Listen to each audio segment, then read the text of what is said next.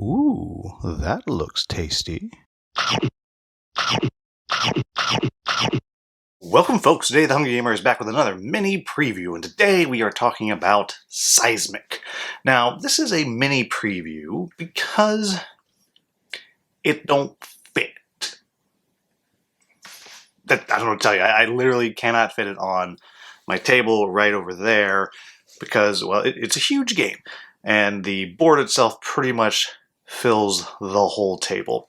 So because of that, I took just a couple of shots from where we did play it just so you can see it a little bit, but there's not going to be much video of the game on this because of that reason. And I couldn't record in the other room because of the way the overhead lights are and stuff. It just doesn't work. So sorry, everybody.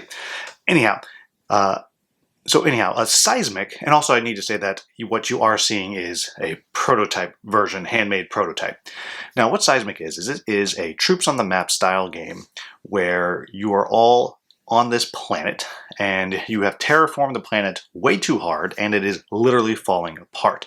And everyone is trying to build their colony ships to get themselves off the planet before it falls completely apart. The problem is each different faction only has the blueprints or the plans to one of the required pieces of the colony ship. And to get the others, you either have to go hack their colony ship and steal it, or you have to capture enough of their people in battle and then kind of trade them back. And the core of what's going to be happening is you're going to be selecting one action each turn, and each round is going to be 5 action selections for everybody. And you have 10 action cards that you can select from, and these will either be control a different type of unit, move the miners, move the soldiers, whatever. It might be a battle, meaning wherever you have fight, you actually engage in that fight.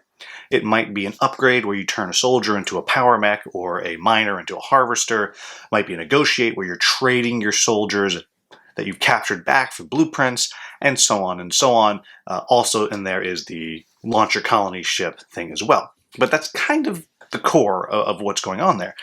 But the catch is, each turn you have to burn one of your cards and then play one. So you're going to play all 10 of your cards over the course of a round, but you're only going to activate 5 of them. And if you've burned one early and you realize you need it later, you are out of luck. In addition, each of the cards at the bottom has a couple of symbols, and those symbols match up with text on the board where you're placing your cards out, and those are going to be various bonus actions that you're going to be able to take. And then along with that, there's a bunch of discovery cards that you're going to be able to pick up as you go through the game, and those are going to be perhaps take that card, or it'll be a boost, or it will be dice mitigation. I'll talk about that in just one second. Or it'll be extra abilities you're going to be able to use, or it'll allow you to kind of activate different bonus actions somewhere on the board, because in general you have to go straight down the column from where you've placed your card. Then, very quickly, combat. Combat's going to happen when you obviously have troops together and someone plays the battle card. Combat does not happen unless you play the battle card, and then they get through all their battles. And each unit has a certain dice that go along with it, yellow or red. And if you're the attacker, meaning you got in there first, then you get the blue bonus die. If you're the defender, you get the green bonus die. And each unit has a number you have to get to on this D12, though it doesn't go up to 12. A certain number that you have to get to defeat it. To beat a soldier, I believe it is you need to have a 4, and you can beat a soldier. And so you're going to roll your dice. If you hit that number, you kill the soldier. Well, you don't kill the soldier. You take the soldier, you capture it, and that's how you're going to be able to trade them back. But you also have those discovery cards that you can play, which will add or subtract from your dice or the opponent's die. And the other important thing is, many of the actions, and sometimes when you're fighting, cause tremors. When a tremor happens, you're going to pull a token from the bag, and that's going to tell you what part of the board is going to collapse. And there'll be an entire row in one of the 6 different ecosystems, whatever you want to call it, that you have, the tundra, savanna, whatever, that's going to collapse. And as it collapses, anything on it, it's dead. Unless it has a kind of early warning, senses the tremors and moves out of the way, it's going to be killed and destroyed. Though sometimes beneath as it falls, it might just be lava under there, or it might be kind of just a ruined place where there'll be some kind of relic that you can pick up, which is a very powerful ability you're going to have for the rest of the game.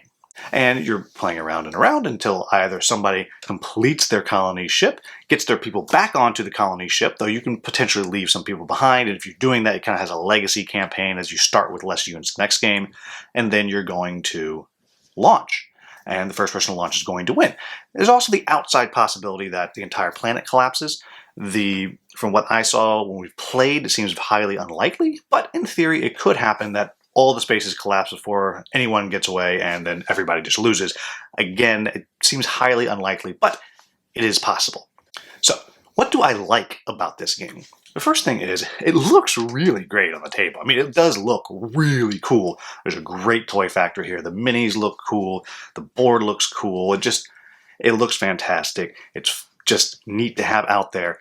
Very, very cool. I also like the action selection. I think the way that you have to make those choices, a little bit of kind of a programming style game where you have to burn one of those cards and then play one, I think that just works very, very well. It's very, very clean, and it's just very good. Along with that, I like the way that it has the bonus actions that go with it, because that's part of the decision you're making.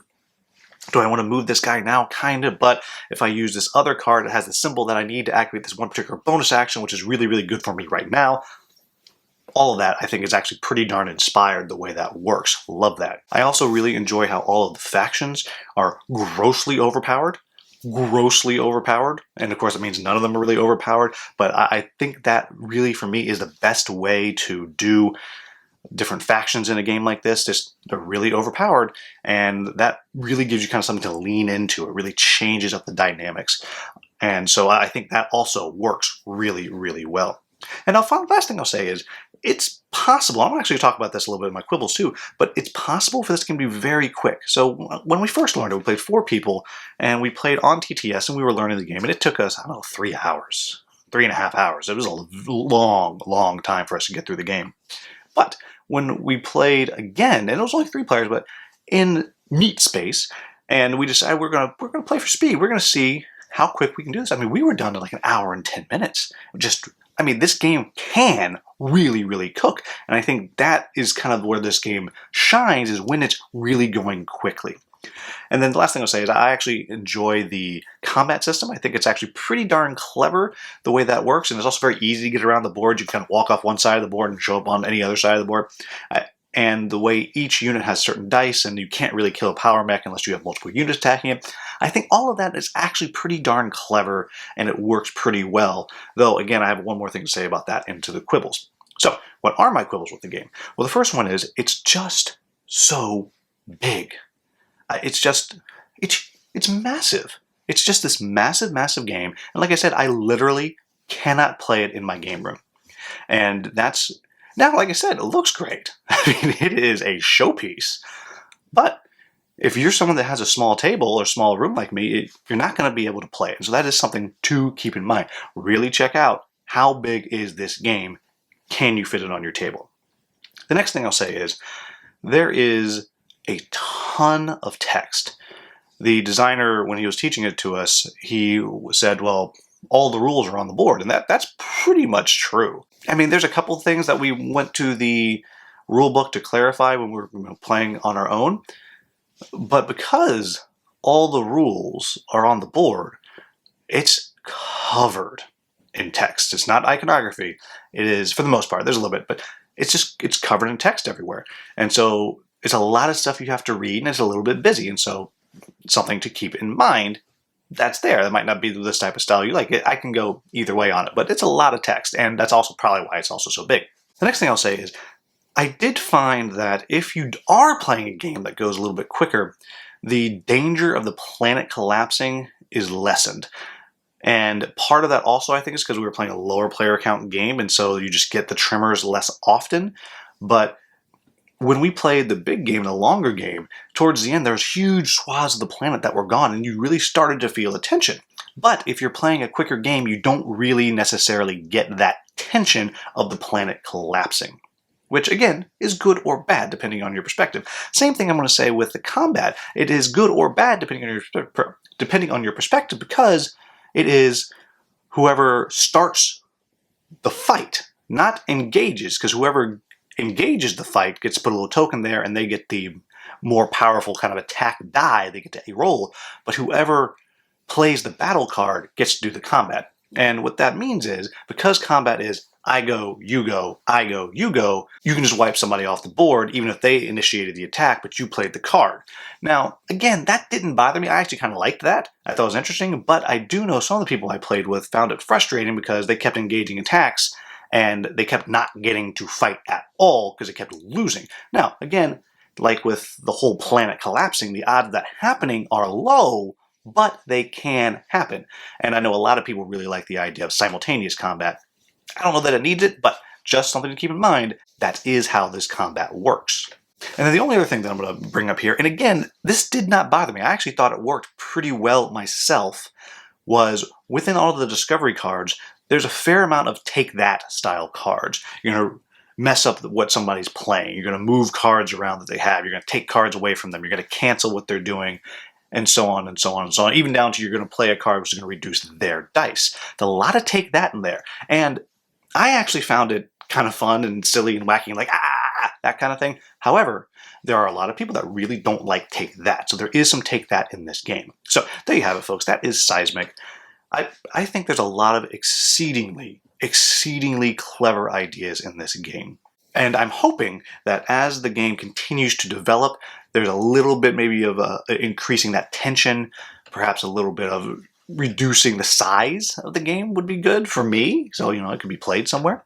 But all in all, I think that this is, as a prototype game, something that's hitting Kickstarter. The promise on this is huge. The theme is very, very cool. It's interesting. There's so many things it has going well for it, particularly the way the action selection is done and the bonus actions.